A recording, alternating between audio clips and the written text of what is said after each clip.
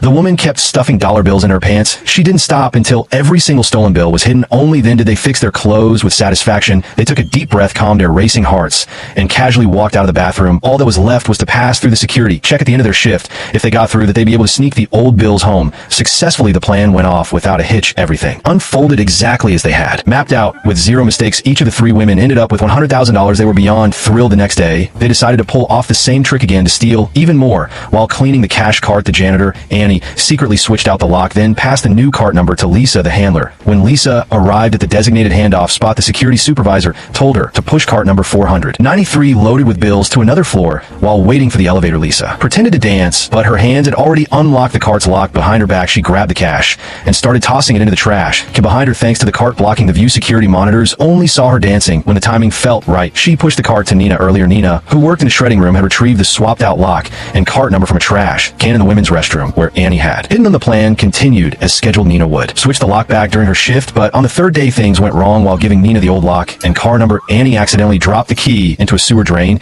and the only spare key was with Lisa. But Annie wasn't allowed to leave her cleaning zone outside her assigned hours, and Nina's break had ended. She had to return to her station. By the time Annie reached Lisa, too much time had already been wasted. Nina, back in the shredding room, tried to work as slowly as possible. She was buying time, hoping security wouldn't notice anything unusual, but the guards there kept their eyes glued to the area. Once Lisa got the message, she rushed to the elevator. Due to her access level, she couldn't get to the second floor directly. Thankfully, Lisa came up with a clever trick. She pretended to argue with an elevator co-worker, then threw her chewed gum at the wall. Inside the gum was the spare key. Annie, waiting on the second floor, entered the elevator and finally got the key back. She sprinted to the shredding room door. While the guard wasn't looking, she tossed the key through the entrance. Only then did Nina manage to unlock the cart. They thought they'd pulled it off again undetected, but unfortunately, a guard standing behind Nina noticed something wasn't right.